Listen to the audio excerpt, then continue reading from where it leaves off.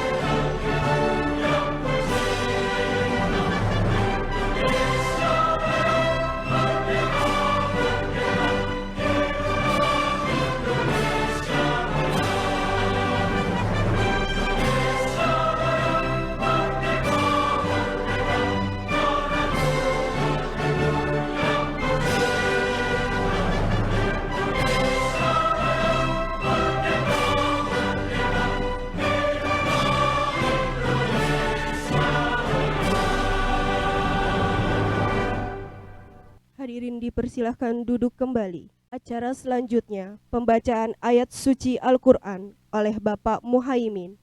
Kepada beliau kami persilahkan. أعوذ بالله من الشيطان الرجيم بسم الله الرحمن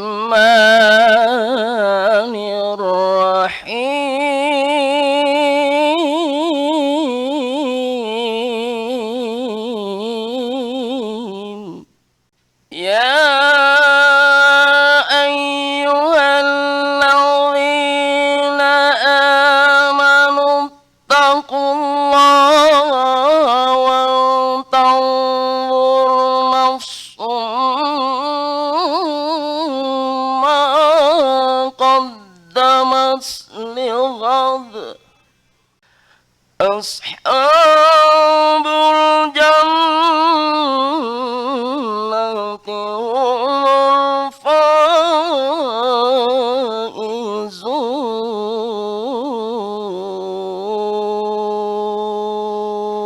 الفائزون صدق الله العظيم. Acara selanjutnya adalah sambutan dan pembukaan secara resmi Seminar Nasional Universitas Islam Jakarta dengan tema Penelitian Kebijakan Merdeka Belajar Kampus Merdeka dengan pengabdian kepada masyarakat berbasis hasil penelitian perguruan tinggi swasta tahun 2021 oleh Bapak Profesor Dr. Insinyur Rehan MSI. Kami persilahkan. Assalamualaikum warahmatullahi wabarakatuh. Kemudian yang terhormat juga peserta seminar nasional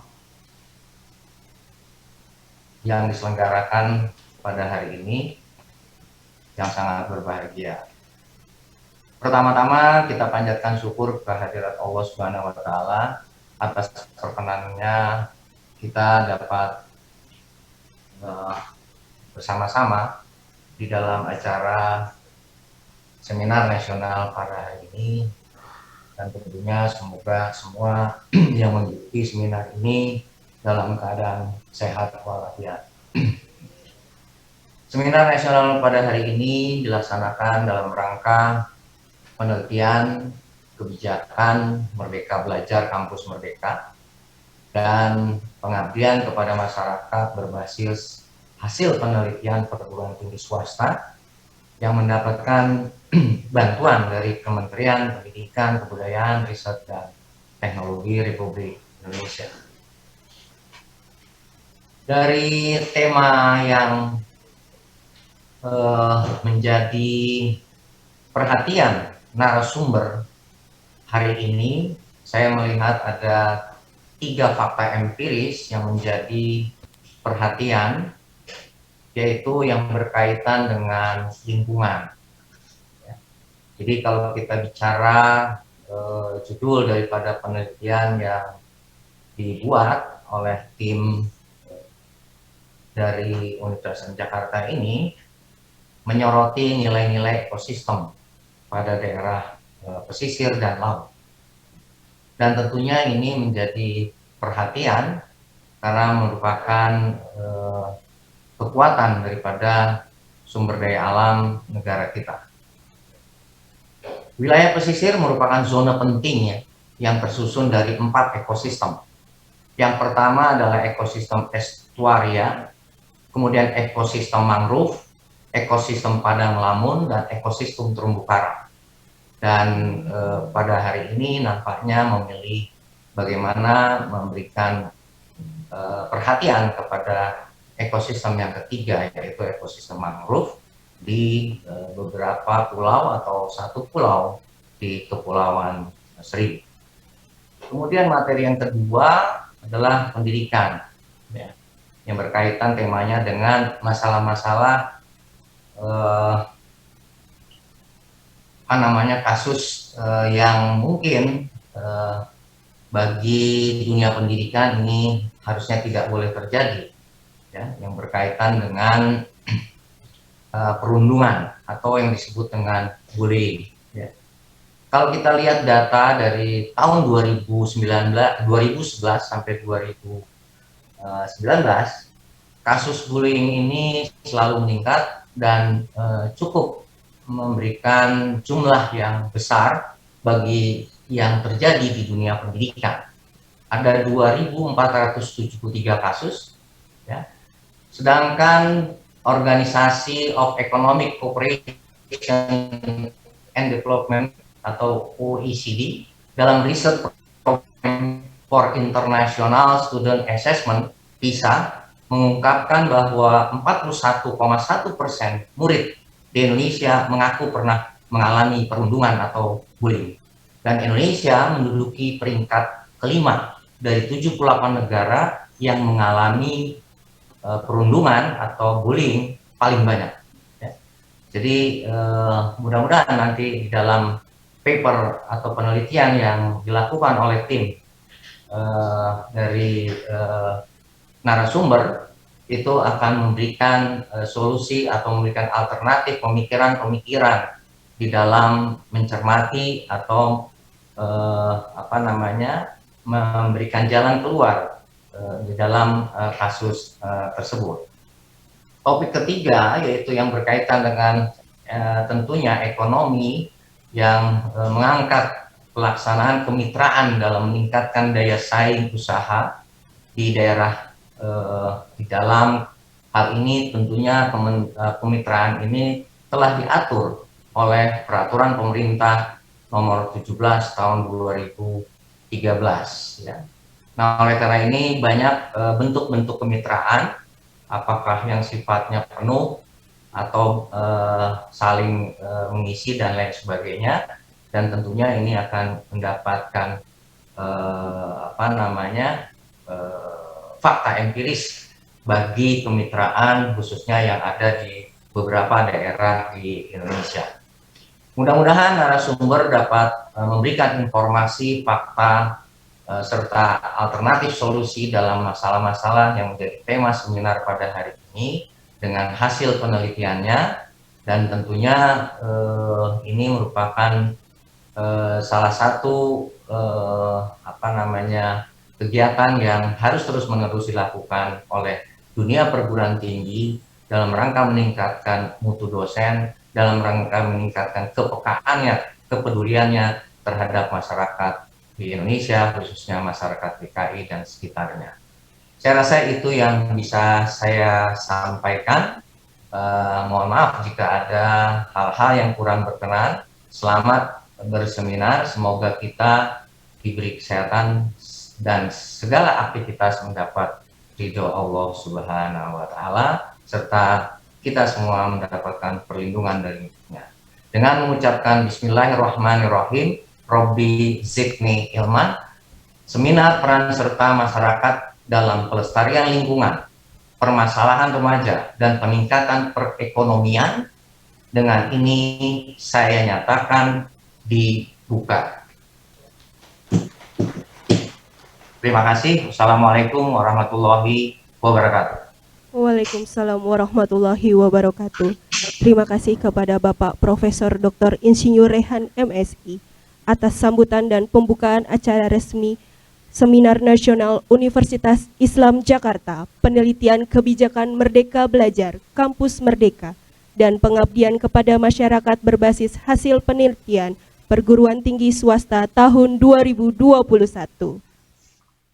Bismillahirrahmanirrahim. Assalamualaikum warahmatullahi wabarakatuh. Alhamdulillah, puji syukur kita panjatkan kehadirat Allah Subhanahu wa Ta'ala.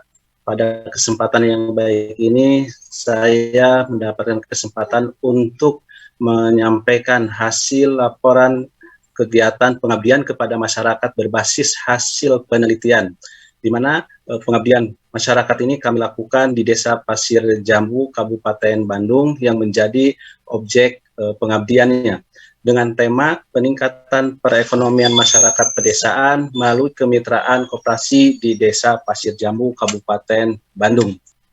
Kami memilih objek yang ada di Desa Pasir Jambu, yaitu di mana objek ini daerah yang menjadi mitra lembaga pengabdian masyarakat sejak tahun 2015 sampai saat ini. Permasalahan yang ada di sana berdasarkan hasil penelitian yang diperoleh, bahwa di sana itu kami memfokuskan kepada koperasi. Nah, koperasi ini sesuai dengan amanat undang-undang bahwa koperasi itu dapat meningkatkan kesejahteraan yang berasaskan kekeluargaan. Namun keberadaan koperasi yang ada di sana itu belum maksimal. Dari hasil dari penelitian yang diperoleh bahwa terdapat beberapa kendala atau masalah-masalah yang ada.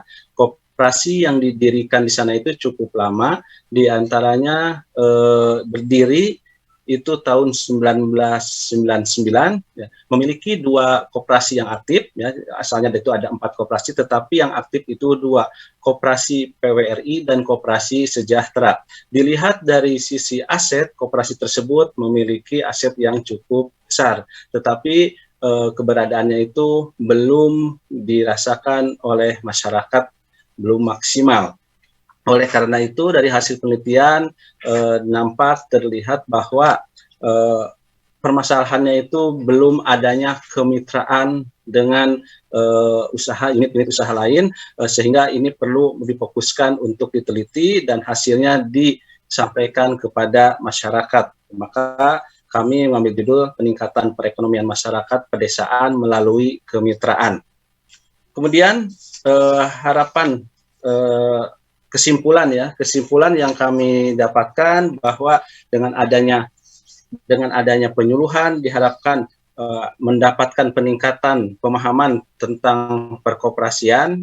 Kemudian sarannya bahwa penyuluhan itu akan dilanjutkan atau dilakukan secara kontinu.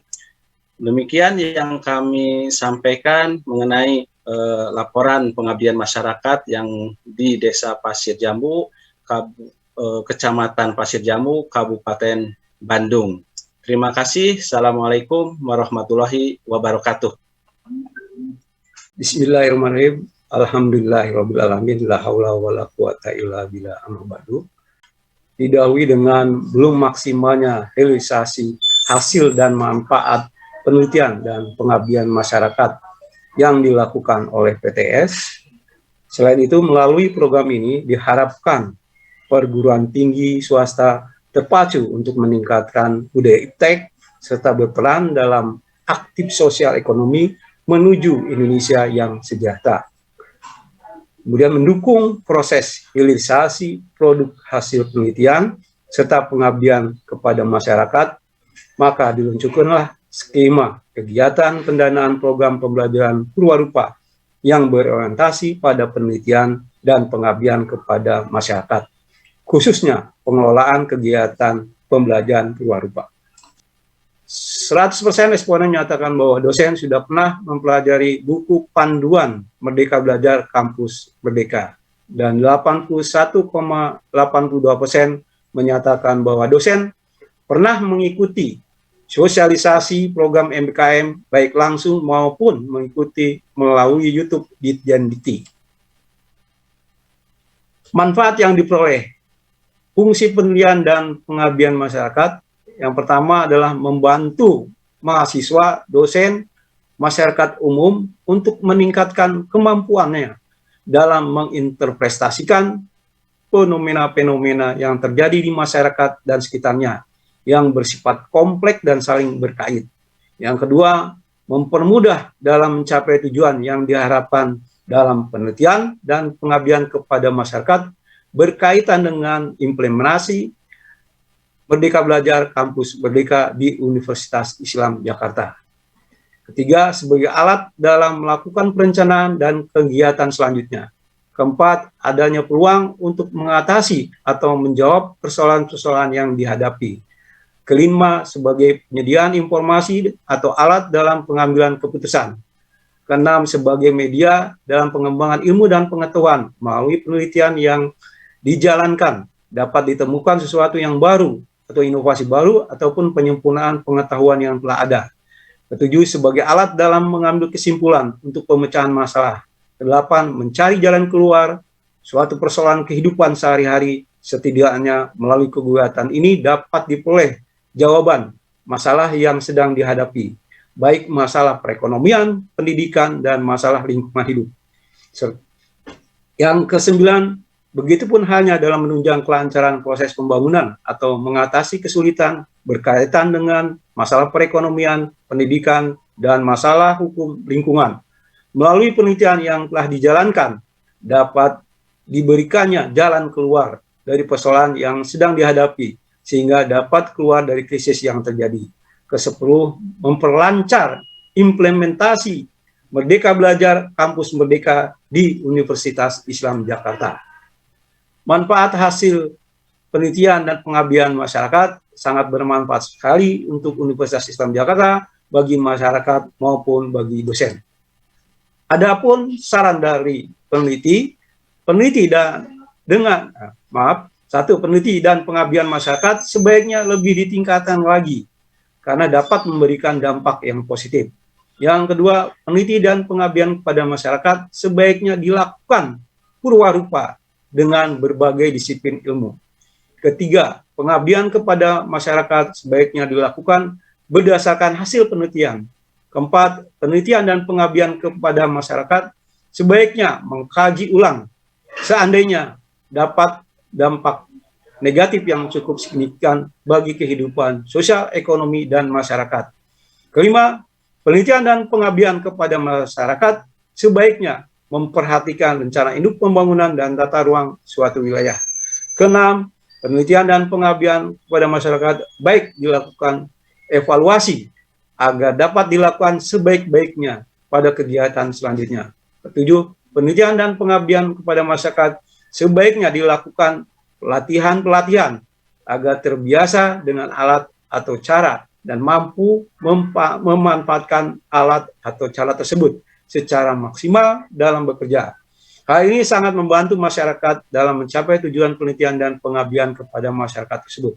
8. Penelitian dan pengabdian kepada masyarakat sebaiknya dapat diberikan sarana prasarana yang menunjang perlu diberikan agar hasilnya dapat maksimal. Demikian, terima kasih. Wabillahi taufiq hidayah. Wassalamualaikum warahmatullahi wabarakatuh. Bismillahirrahmanirrahim. Assalamualaikum warahmatullahi wabarakatuh. Alhamdulillah pada hari ini kami tim peneliti dari Universitas Islam Jakarta akan mempresentasikan hasil penelitian kami dengan judul penetapan nilai-nilai ekosistem services dalam penyusunan kebijaksanaan pengelolaan hutan mangrove bagi keberlanjutan Pulau Untung Jawa, Kepulauan Seribu. Latar belakang penelitian kami adalah bahwa dalam catatan sejarah, kurang lebih tahun 1930, telah terjadi abrasi di Pulau Kerkhoff atau Pulau Kelor. Karena abrasi inilah, maka pada saat itu Beck, istilah sekarang itu lurah, Beck waktu itu bernama Marah, ya, beliau itu bernama Marah, Beck Marah namanya, memerintahkan supaya rakyatnya itu pindah ke Pulau Amsterdam atau Pulau Untung Jawa. Jadi pada tahun 1930-an sudah terjadi abrasi yang mengakibatkan Beck Marah, ya, Pak Lurahnya namanya Beck waktu itu, bernama Marah, memerintahkan rakyatnya supaya pindah ke Pulau Untung Jawa, atau dalam bahasa dulunya itu Pulau Amsterdam. Kemudian tahun 1970-an juga terjadi abrasi, kurang lebih 100 meter. Ya. Oleh karena itu, dengan latar belakang seperti ini, supaya tidak terjadi abrasi yang berulang-ulang, maka dengan latar belakang ini kami, tim peneliti, mencoba untuk melakukan penelitian di Pulau Untung Jawa. Nah, sebelum kami lanjutkan, perlu juga kami sampaikan 5 pulau yang sudah tenggelam di dalam data sekunder yang kami peroleh dari Kelurahan Pulau Untung Jawa disebut tenggelam secara tetap. Yang pertama Pulau Ubi Besar, luasnya 2,70 hektar. Kedua Pulau Ayer Kecil atau Pulau Nusi, luasnya itu 0,55 hektar. Kemudian yang ketiga Pulau Nyamuk Besar, luasnya 2,50 hektar. Keempat Pulau Dapur, luasnya 0,60 hektar.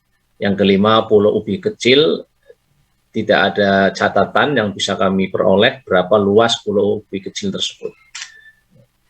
Oleh karena itu, dengan latar belakang seperti itu, abrasi hingga menenggelamkan 5 pulau, sehingga permasalahan yang kami peroleh, yang kami dapatkan, yang pertama adalah kami ingin mencoba menganalisis nilai ekosistem service.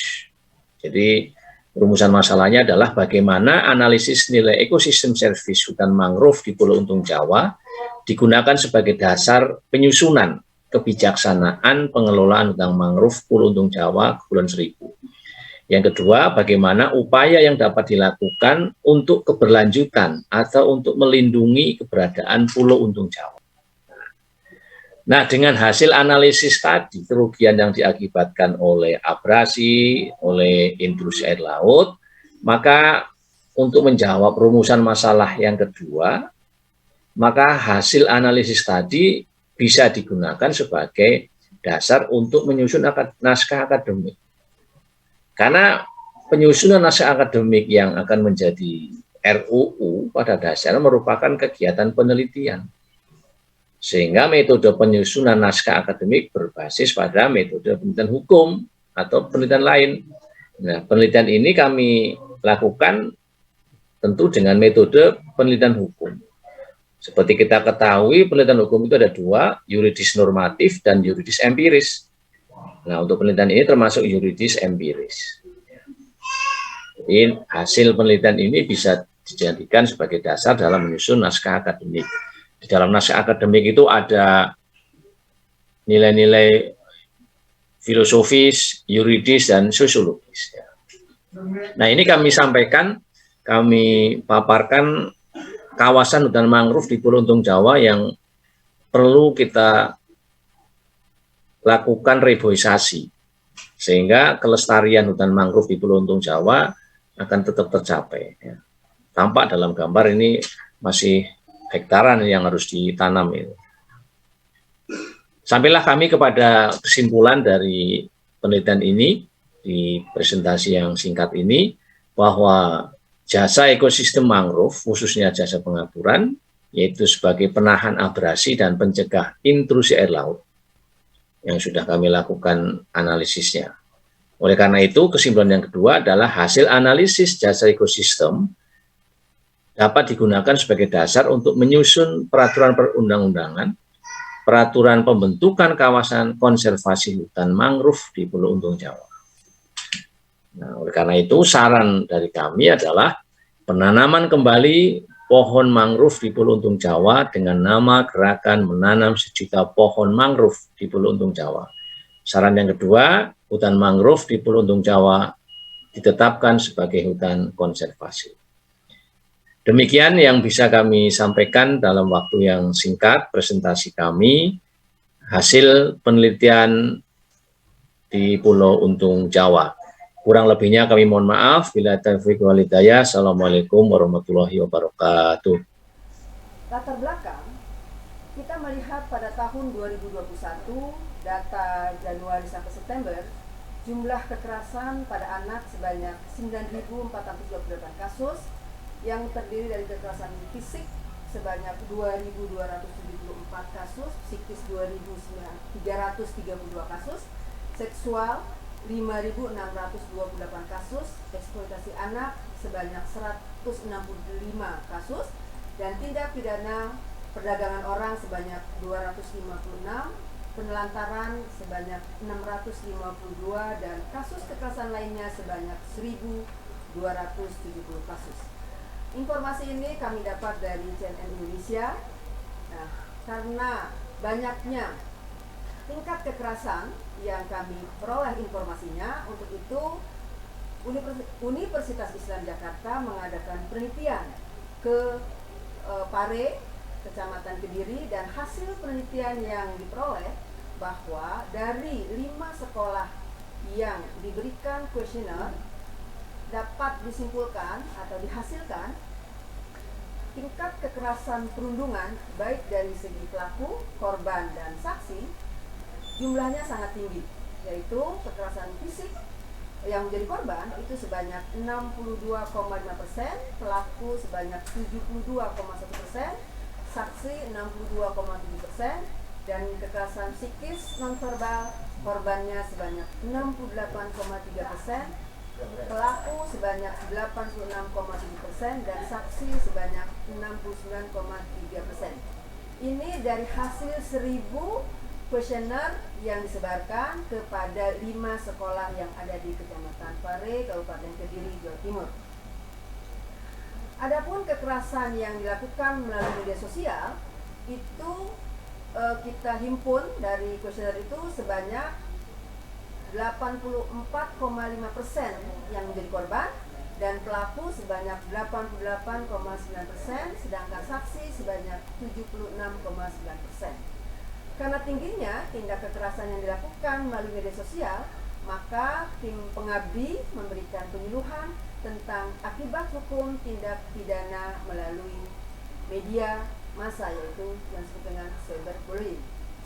Tujuan diberikannya penyuluhan adalah agar mendapatkan tambahan pengetahuan dan informasi tentang bahaya bullying dan cyberbullying berdasarkan ketentuan yang diatur dalam KUHP maupun Undang-Undang Informasi atau ITE.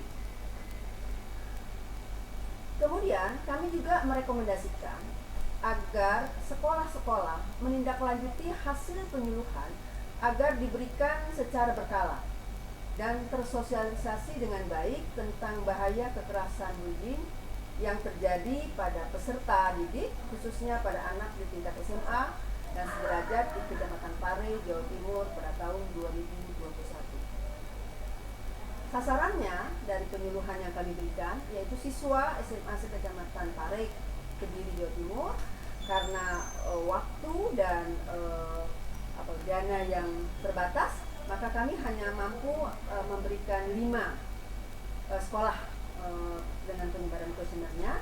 Yang kedua, dengan pemberian penyuluhan, peserta dapat mensosialisasikan kepada teman bermain, lingkungannya, dan keluarganya tentang bahaya bullying dan cyberbullying. Sasaran yang ketiga adalah mencegah terjadinya tindak kekerasan bullying pada generasi muda, khususnya siswa pelajar SMA. Dan juga waktunya terbatas, ya, waktu penyuluhan sangat terbatas karena waktu dan jumlah peserta didik. Adapun tindak lanjut daripada kegiatan ini, yang pertama membentuk forum diskusi antar sekolah untuk membangun komunikasi antar sekolah terkait rencana dan tindak lanjut pencegahan bullying di sekolah. Dan juga menjalin komunikasi dan kerjasama jangka pendek dan menengah untuk rencana program penyuluhan hukum lanjutan. Yang ketiga, mitra binaan untuk mencegah kekerasan bullying terhadap anak didik agar terhindar dari perbuatan dan korban bullying. Mitra binaan ini apakah itu dari kepolisian atau penegak hukum lainnya. Kesimpulannya, kegiatan pengabdian berupa penyuluhan kepada masyarakat mengenai perlindungan pada remaja SMA di Kecamatan Pare mendapatkan respon yang antusias dari sekolah, baik dari kepala sekolah, guru, siswa, dan berjalan dengan lancar. Adanya tanggapan baik positif dan aktif dari peserta selama penyuluhan berlangsung ini menunjukkan bahwa peserta memperoleh peningkatan dan pemahaman dari diadakannya sosialisasi dan penyuluhan secara edukatif ini. Salah satunya melalui program-program yang dibuat untuk mencegah dan menanggulangi perundungan di sekolah-sekolah tersebut dan mendapatkan pemahaman dan pengetahuan tentang bahaya bullying. Kemudian didapatkannya pertanyaan dari peserta dan penyuluhan terkait dengan peserta, ya, yang mengharapkan ada kegiatan penyuluhan secara berkesinambungan.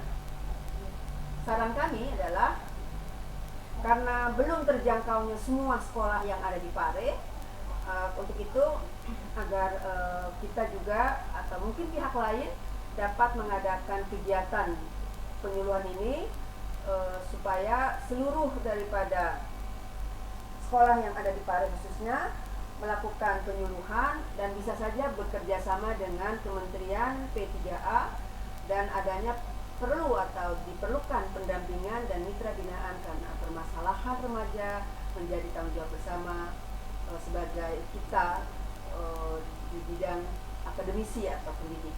Terima kasih, barangkali itu yang bisa kami sampaikan. Wabillahi taufiq wal hidayah. Assalamualaikum warahmatullahi wabarakatuh. Assalamualaikum warahmatullahi wabarakatuh. Alhamdulillah, hari ini saya bisa memberikan laporan kegiatan pengabdian kepada masyarakat. Saya sebagai Ketua Yusri Ilyas, anggota Pak Untung, anggota kedua Pak Muhaimin. Kami membuat judul yaitu pemberdayaan masyarakat pesisir melalui penanaman dan pengelolaan mangrove di Pulau Untung Jawa, Kepulauan Seribu. Indonesia merupakan negara kepulauan dengan garis pantai lebih dari 80.000 km. Dengan demikian, wilayah pesisir beserta sumber daya alamnya mempunyai peran yang penting bagi masyarakat pesisir. Selain itu, wilayah pesisir juga mempunyai potensi yang sangat besar dalam menunjang pertumbuhan ekonomi negara. Jika sumber daya alamnya diberdayakan dengan baik dan benar, secara natural, wilayah pesisir merupakan wilayah yang dapat menjadi penyedia komoditas ikan, menjadi kawasan pariwisata, kawasan industri, dan perhubungan. Dengan demikian, penanganan dan pemberdayaan wilayah pesisir di Indonesia merupakan satu permasalahan penting yang harus dilakukan dengan baik dan benar. Tujuan daripada kegiatan pengabdian masyarakat yang bertema pemberdayaan masyarakat pesisir melalui penanaman dan pengelolaan mangrove di Pulau Untung Jawa, Kepulauan Seribu. Ini dilaksanakan dengan tujuan sebagai berikut. Satu, menetapkan bibit atau jenis pohon mangrove yang sesuai dengan kondisi pesisir Pulau Untung Jawa. Kedua, menetapkan tata cara penanaman pohon mangrove yang sesuai dengan kondisi pesisir Pulau Untung Jawa. Ketiga, menanam pohon mangrove dengan jenis mangrove dan tata cara penanaman yang sesuai dengan kondisi pesisir Pulau Untung Jawa. Keempat, memastikan bahwa pohon mangrove telah ditanam di Pulau Untung Jawa dapat bertahan hidup. Kegiatan Abdi Mas ini bertema pemberdayaan masyarakat melalui penanaman dan pengelolaan mangrove di Pulau Untung Jawa, Kepulauan Seribu ini dilaksanakan dengan tujuan sebagai berikut. Meningkatkan luas area tutupan mangrove pesisir Pulau Untung Jawa. Karena kami setelah disurvei itu masih banyak lahan yang kosong. Jadi ini perlu penanaman yang lebih banyak lagi agar pohon mangrove-nya banyak. Selanjutnya, kesimpulan, pesisir Pulau Untung Jawa bahwa dapat dipandang sebagai kawasan pertemuan daratan dengan lautan atau sebagai garis yang membentuk batas antara daratan dan lautan. Pesisir utara Pulau Untung Jawa adalah wilayah yang penting dalam ekosistem alam. Wilayah pesisir ini menjadi rumah bagi berbagai gaman hayati. Di darat, wilayah pesisir memiliki ekosistem penting seperti air tawar atau lahan basah yang mempunyai peran penting bagi populasi burung dan hewan darat lainnya. Selain itu, wilayah pesisir menampung hutan mangrove yang dapat menyediakan habitat pembibitan bagi ikan, udang, kerang, dan spesies air lainnya. Wilayah pesisir mempunyai peran yang penting bagi masyarakat karena penyediaan banyak jasa ekosistem bagi umat manusia. Itulah kesimpulan dari kami yang mudah-mudahan ini akan bisa berharap dapat dilakukan oleh baik itu pemerintah maupun pemukim atau masyarakat setempat. Saran,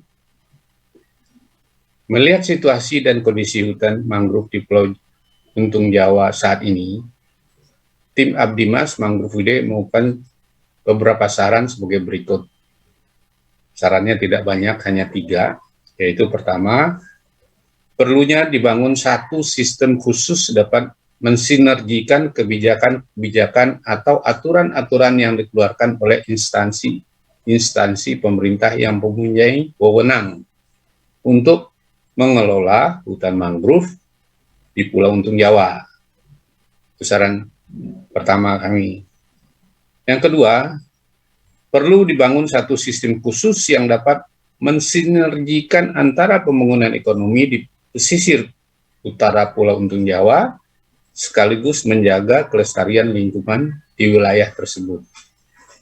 Jadi ini memang saran ini khusus untuk Kepulauan Untung Jawa. Terakhir, perlu adanya edukasi bahwa program penanaman dan program pengelolaan mangrove adalah 2 program yang merupakan satu kesatuan. Dan dua-duanya perlu dilaksanakan secara berkelanjutan.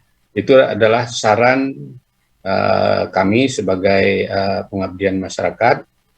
Mudah-mudahan ini menjadi harapan kami semua. Dengan itu saya akhiri. Wabillahi taufiq wal hidayah. Assalamualaikum warahmatullahi wabarakatuh. Bismillahirrahmanirrahim. Assalamualaikum warahmatullahi wabarakatuh. Adapun latar belakang penelitian ini, yang pertama karena tingginya data kekerasan kepada anak secara nasional. Yang kedua, teknologi informasi dan komunikasi telah mempengaruhi dan juga secara tidak sadar telah membentuk kehidupan masyarakat baik secara sosial maupun secara budaya. Dan yang ketiga, setiap anak berhak atas keberlangsungan hidup, tumbuh dan berkembang serta berhak atas perlindungan dari segala bentuk kekerasan. Ini yang menjadi latar belakang kami memilih judul penelitian tentang potret permasalahan peserta didik di SMA. Adapun tujuan kegiatan ini adalah yang pertama, untuk memberikan gambaran dan informasi tentang potret permasalahan peserta didik sekolah menengah atas yang terjadi di Kecamatan Pare pada tahun 2021. Yang kedua, tujuannya adalah untuk merekomendasikan dan menindaklanjuti atas gambaran dan informasi tentang potret permasalahan yang terjadi pada peserta didik sekolah menengah atas di Kecamatan Pare pada tahun 2021. Adapun yang menjadi landasan hukum dalam penelitian ini adalah Undang-Undang Republik Indonesia Nomor 35 Tahun 2014 tentang perubahan atas Undang-Undang Nomor 23 Tahun 2002 tentang perlindungan anak yang terdapat pada pasal 54 berbunyi, anak di dalam dan di lingkungan satuan pendidikan wajib mendapatkan perlindungan dari tindakan kekerasan fisik, psikis, kejahatan seksual, dan kejahatan lainnya yang dilakukan oleh pendidik, tenaga kependidikan, dan sesama peserta didik ataupun pihak yang lainnya. Ruang lingkup penelitian ini adalah penelitian dilaksanakan di 5 sekolah yang tersebar di beberapa wilayah Kecamatan Pare dan terfokus pada SMA negeri maupun SMA swasta atau yang sederajat. Landasan teori penelitian ini menurut Claudia mengatakan bahwa sekolah tidak menjadi tempat yang aman sebagaimana mestinya karena perundungan dan bahaya laten lainnya yang dikarenakan hukuman fisik oleh guru maupun teman dan serangan terhadap sekolah. Kesimpulan dari penelitian kami ini adalah satu, disebutkan bahwa bentuk perlindungan yang umum itu terjadi adalah perundungan fisik verbal dan non-verbal yang menjadi korban ataupun saksi. Untuk bentuk perundungan ini berkisar 66%, sedangkan yang mengaku sebagai pelaku perundungan 59,6%. Perlu diketahui bahwa perundungan fisik verbal itu memiliki efek atau berpotensi yang lebih dahsyat dan bahkan bisa lebih mematikan dibandingkan dengan perundungan yang dilakukan dengan kekerasan fisik. Di sini kami akan memberikan gambaran bahwa 3 dari 5 anak pernah mengalami kekerasan fisik. Yang kedua, 3 dari 5 anak pernah mengalami kekerasan psikis. Dan yang ketiga, 1 dari 10 anak pernah mengalami kekerasan seksual. Dari hasil survei menunjukkan bahwa teman sebaya merupakan korban, saksi sekaligus pelaku perundungan. Bisa dimengerti bahwa keadaan ini memberikan tekanan psikis pada peserta didik dan menimbulkan kecemasan dan depresi seperti dikemukakan di banyak penelitian tentang perundungan di seluruh dunia. Itulah tadi sekilas laporan hasil penelitian kami. Saya rasa cukup sampai di sini, yang saya akhiri dengan ucapan Assalamualaikum warahmatullahi wabarakatuh. Assalamualaikum warahmatullahi wabarakatuh. Puji syukur kita panjatkan kehadirat Allah Subhanahu wa Ta'ala yang selalu memberikan rahmatnya kepada kita semua. Adapun latar belakangnya, koperasi merupakan usaha ekonomi yang menjadi sokol guru perekonomian bangsa yang memiliki tujuan untuk mensejahterakan para anggota, khususnya dan masyarakat pada umumnya. Hal ini tertuang dalam pasal 33 Undang-Undang Dasar 1945. Gerakan perkoperasian di Indonesia melalui sistem kemitraan dirasakan semakin mendesak untuk dilaksanakan. Bila kita memperhatikan bahwa indikasi ekonomi negara yang belum maksimal, karena belum maksimal maka sangat penting untuk segera diperbaiki iklim usaha agar tercipta suatu iklim ekonomi yang kondusif dan sehat, di mana pertumbuhan ekonomi berjalan di atas landasan kebersamaan dan berbagai pelaku ekonomi yang ada. Penciptaan iklim ekonomi seperti ini memungkinkan aktivitas ekonomi dapat berkembang secara merata, baik kegiatan investasi, kegiatan produksi dan distribusi maupun kegiatan ekonomi lainnya. Hukum perjanjian kemitraan sebagaimana fungsinya untuk mengatur hubungan hukum antara koperasi dengan sektor swasta. Peranan hukum sangatlah penting untuk menciptakan adanya kepastian hubungan hukum para pihak yang melakukan kemitraan. Oleh karena itu, hukum harus mampu mendorong dan mampu memberikan kepastian hukum dalam meningkatkan daya saing. Dalam meningkatkan daya saing dalam bentuk kemitraan tanpa adanya aturan hukum yang pasti, maka hubungan kedua pihak mengalami kemunduran dan ketidakpastian. Perkembangan koperasi saat ini masih didominasi oleh koperasi simpan pinjam, dan koperasi sektor real belum menunjukkan perkembangan yang signifikan.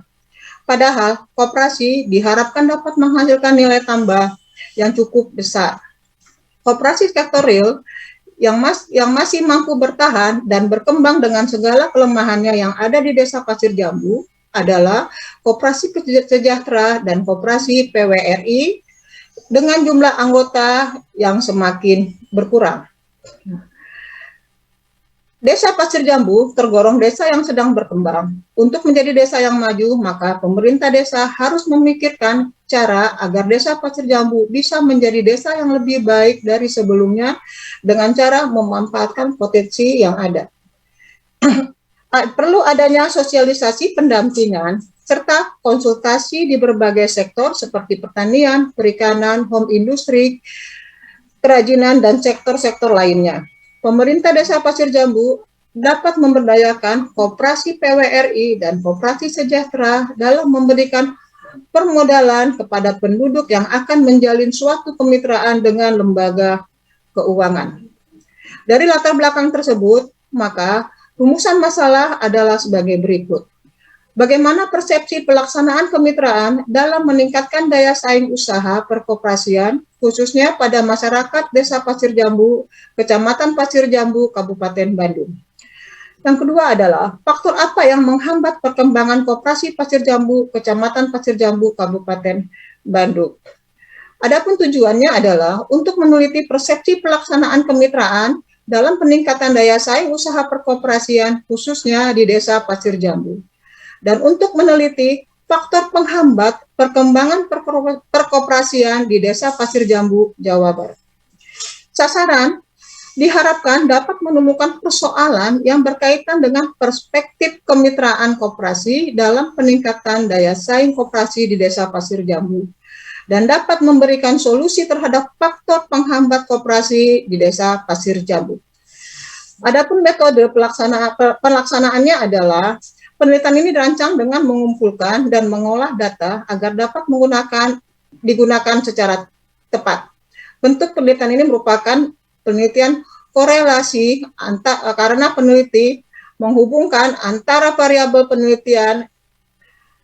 Dalam penelitian ini memberikan perlakuan sasaran populasi jelas dan populasi terhingga. Adapun yang menjadi responden dalam penelitian ini adalah aparat pemerintah, pelaku UKM, pengurus koperasi, dan anggota koperasi. Cara penilaian data dengan cara wawancara, baik lisan maupun dengan kuesioner. Begitu juga dengan dokumentasi yang telah ditelaah dengan mengkaji laporan-laporan, catatan, dan tentang kegiatan operasional koperasi ataupun KUD dan perusahaan. Pembahasan hasil wawancara dengan pihak koperasi dengan tim peneliti sebagai berikut. Koperasi yang ada di Desa Pasir Jambu bergerak di bidang simpan pinjam yang telah memiliki perizinan. Dalam anggaran dasar, koperasi anggotanya adalah para pensiun, baik pemerintahan, swasta, TNI, dan Polri. Selama ini, koperasi belum melakukan kemitraan dengan UKM, lembaga keuangan, baik bank maupun non-bank, ataupun lembaga lain. Koperasi perlu dilakukan pembinaan dan pelatihan secara rutin dan kontinu, serta harus ada tindak lanjut ataupun pemantauan Apakah pelatihan dan pembinaan yang telah dilaksanakan berjalan? Kendala dan hambatan, faktor eksternal, internal, kurangnya pemodalan. Yang kedua, kualitas SDM yang masih sangat jauh, sakit kurang. Yang ketiga, lemahnya jaringan usaha dan penetrasi pasar. Mentalitas pengusaha koperasi dan kurangnya transparansi. Sedangkan faktor eksternal adalah iklim usaha yang belum kondusif, kebijakan pemerintah dalam mengembangkan koperasi, belum adanya perolehan perizinan, dan penguasaan digitalisasi koperasi. Tindak lanjutnya dari penelitian ini adalah konsep kemitraan perlu disosialisasikan. Yang kedua, perlu adanya pendampingan. Dan ketiga, perlu adanya pendidikan dan pelatihan. Dan keempat, peningkatan kerjasama koperasi dengan pemerintah dan UKM, serta digitalisasi koperasi. Adapun kesimpulan dari penelitian ini adalah kemitraan koperasi di Pasir Jambu menurut hasil penelitian tim peneliti belum dapat berjalan dengan baik disebabkan pengurus koperasi pensiun PNS pada umumnya telah berusia lanjut. Kedua, kurangnya minat adanya anggota baru sebab para pensiunan menganggap koperasi tidak terlalu banyak menguntungkan pada hasil pensiun. Dan ketiga, menurunnya tingkat pendapatan koperasi di tahun 2020 akibat adanya wabah COVID-19. Dan perlunya adanya perbaikan dalam kemajuan koperasi di Desa Pasir Jambu disebabkan lemahnya penguasaan teknologi sumber daya manusia yang sudah berusia lanjut. Perlunya diperkuat dukungan aparatur pemerintah setempat untuk kemajuan koperasi di Desa Pasir Jambu. Serta yang terakhir adalah kurangnya kerjasama antara instansi perguruan tinggi dengan pemerintah daerah dalam membangun perekonomian masyarakat. Demikianlah pemaparan hasil penelitian. Nah, ini juga jadi masalah. Kemudian ada lagi koperasi yang sejahtera. Koperasi sejahtera ini memiliki memang 300-an, Pak, baru 300. Jadi yang tadi saya sampaikan bahwa dari 5.000 jiwa, kurang lebih 5.200 jiwa yang ada di sana itu merupakan anggota potensi. Satu. Nah, dari 2.000 itu kan total. Kemudian nanti kita lihat lagi dari sisi umurnya. Kemudian dilihat dari kakak itu 2.200-an. Berarti kan ini udah dewasa, udah nikah, punya kakak. Nah, ini juga kami memberikan penyuluhan supaya yang 2.000 ini menjadi anggota. Maka kami lakukan penyuluhan-penyuluhan, Pak. Setelah kami lakukan penyuluhan, kemudian kami mengevaluasi hasil penyuluhan tersebut dengan dilakukannya ada pre-test dan post-test.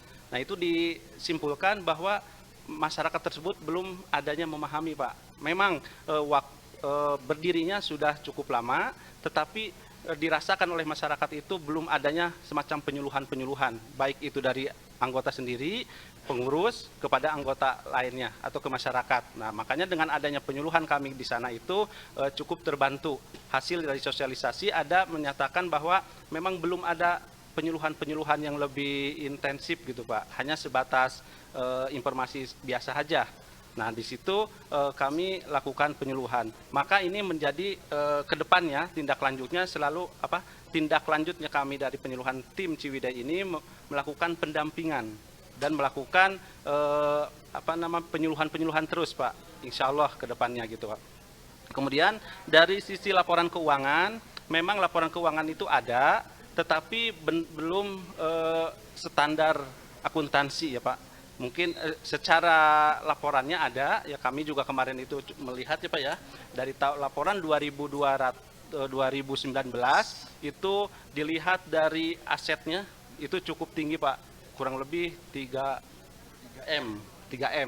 Nah, dengan pengumpulan atau dengan hasil dengan 3M seperti itu, tentunya sudah ada melakukan pencatatan baik di sisi neraca, karena itu merupakan bagian buat SHU. Ada laporan laba rugi, kemudian selanjutnya akan buat pembagian adanya SHU dilihat. Tetapi memang keuangannya di sana itu masih dikatakan manual.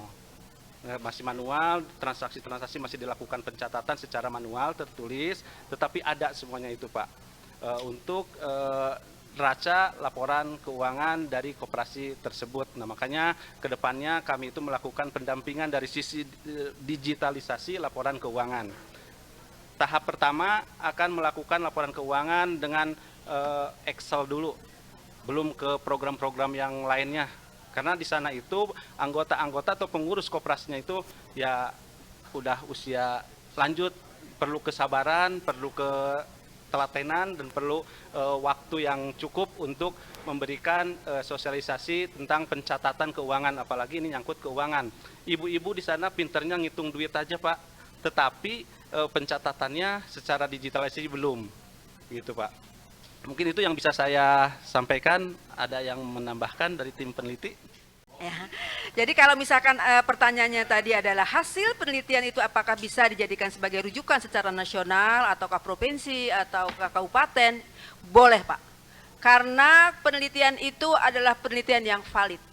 Mungkin kekurangan kita tidak melakukan rilis kali ya ke media ya, sehingga hasil penelitian ini tidak dikomunikasikan. Ya, mudah-mudahan nanti sebagai masukan nanti kita bisa laporkan, karena hasil daripada penelitian ini akan kita laporkan ke sekolah-sekolah. Mungkin pada saat pelaporan itu nanti akan kita merilis melalui media-media massa.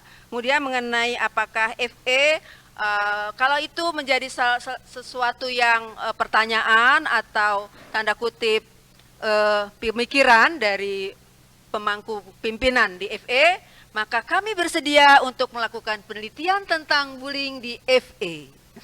Terima kasih. Assalamualaikum warahmatullahi wabarakatuh. Waalaikumsalam warahmatullahi wabarakatuh. Iya. Terima kasih Bu Ida. Baik Bapak Ibu sekalian, saya pikir kita sudah hampir selesai acara kita dalam pelaksanaan seminar nasional yang berbasis penelitian dan pengabdian masyarakat. Dan MBKM ya Pak ya. Iya. Kesimpulan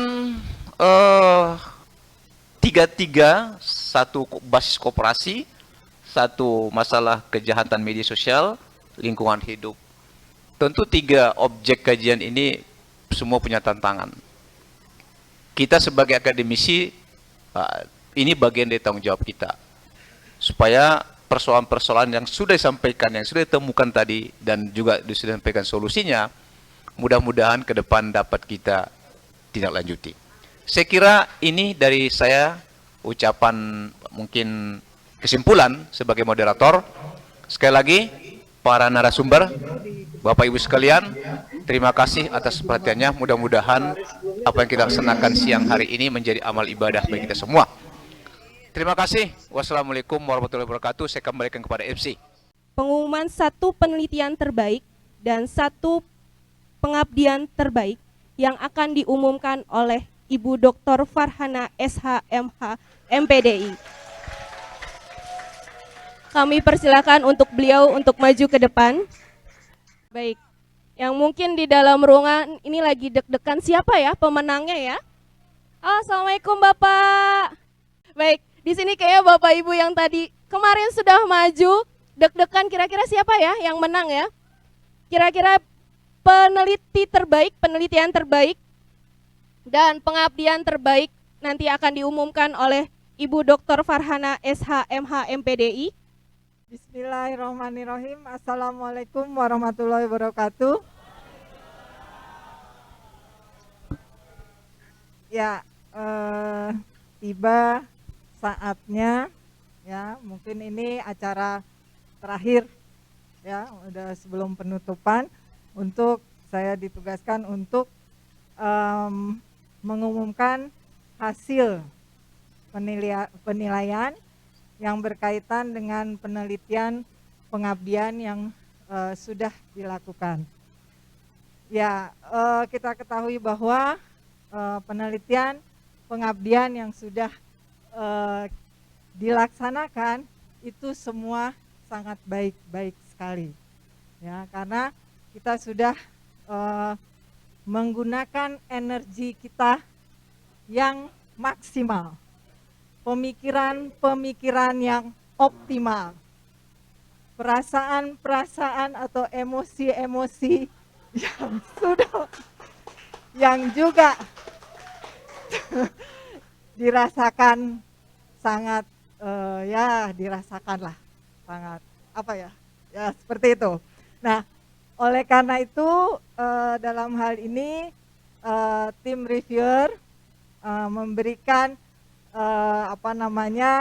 kategori ya berdasarkan topik atau judul, perumusan masalah, manfaat hasil penelitian, dan manfaat hasil pendidikan, pengabdian kepada masyarakat, kemudian metode yang dilihat juga, dan pustaka tentunya, dan yang keenam ini yang paling penting adalah plagiarisme, dan juga ada unsur penunjangnya. Itu adalah dasar-dasar dalam penilaian. Ada 6 kegiatan yang kita laksanakan, yaitu 3 penelitian ya, dan 3 pengabdian.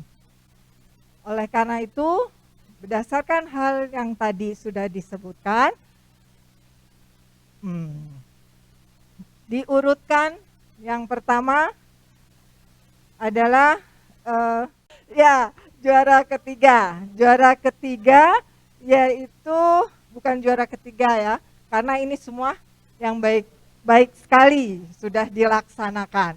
Jadi ini adalah hal yang mungkin nanti mewakili lah seperti itu.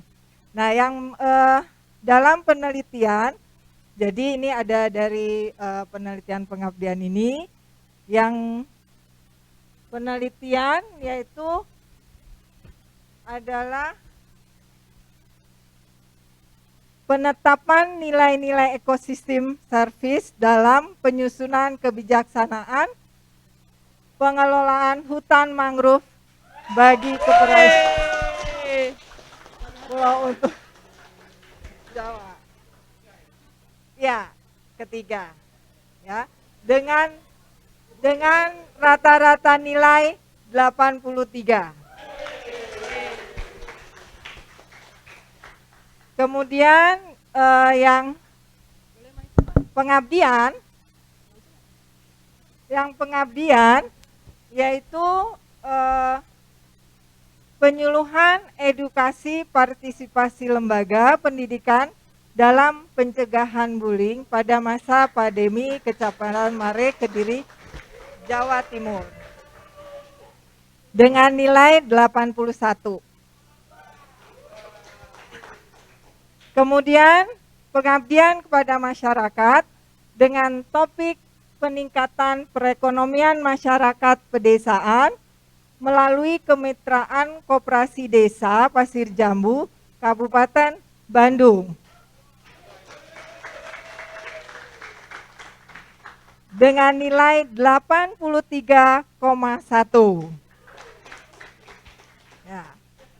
Nah, itulah demikian hasil dari rekapitulasi hasil penilaian review dalam Merdeka Belajar Kampus Merdeka Pengabdian kepada masyarakat berbasis hasil penelitian Universitas Islam Jakarta.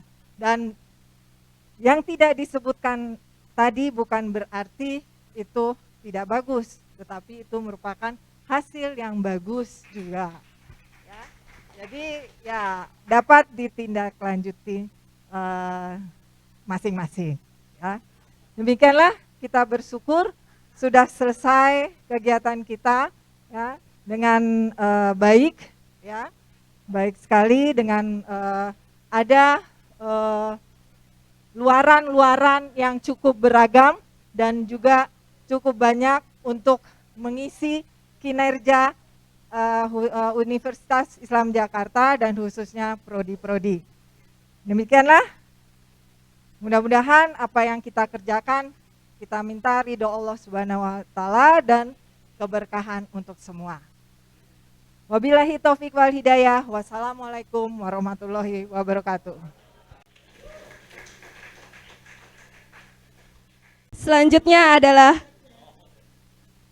penutupan doa yang akan dipandu oleh Bapak Tahir, kami persilahkan. Al-Fatihah. A'udzu billahi minasyaitonir rajim. Bismillahirrahmanirrahim. Alhamdulillahirabbil alamin. Arrahmanir rahim. Maliki yaumiddin. Iyyaka na'budu wa iyyaka nasta'in. Ihdinas siratal mustaqim. Siratal ladzina an'amta 'alaihim ghairil maghdubi 'alaihim waladdallin. Allahumma shalli wa sallim wa barik ala sayidina Muhammad. Hamdan syakirin, hamdan na'imin, hamdan yuwafi ni'amahu yukafi mazidah. Ya Rabbana lakal hamdu wa lakal syukru kama yanbaghi li jalali wajhikal karim wa 'azimi sultanik. Allahumma anfa'na bima 'allamtana. Rabbi 'allimna alladhi yanfa'una. Rabbi faqihna wa faqih ahlana wa qarabati lana fi dinina. Allahumma ja'al jam'ana hadha jam'an marhuma wa tafarruqana min ba'dihim tafarruqan ma'suma. Rabbana hab lana min azwajina wa dhurriyyatina qurrata a'yun waj'alna lil muttaqina imama. Rabbana atina fid dunya hasanah wa fil akhirati hasanah wa qina adzabannar. Walhamdulillahi rabbil alamin. Wassalamualaikum warahmatullahi wabarakatuh. Waalaikumsalam warahmatullahi wabarakatuh. Terima kasih Bapak atas doanya. Baik Bapak Ibu di penghujung acara hari ini, saya ucapkan terima kasih kepada Bapak Ibu yang telah mengikuti secara daring dan Bapak Ibu yang datang secara luring di tempat ini. Terima kasih semuanya. Semoga diberi kesehatan dan keselamatan dunia akhirat. Selanjutnya adalah, baik Bapak Ibu mohon maaf jika ada kesalahan atau kekurangan dalam acara seminar nasional ini. Saya mohon maaf atas kekurangan dan kesalahan. Saya Hilma, saya pamit. Wassalamualaikum warahmatullahi wabarakatuh.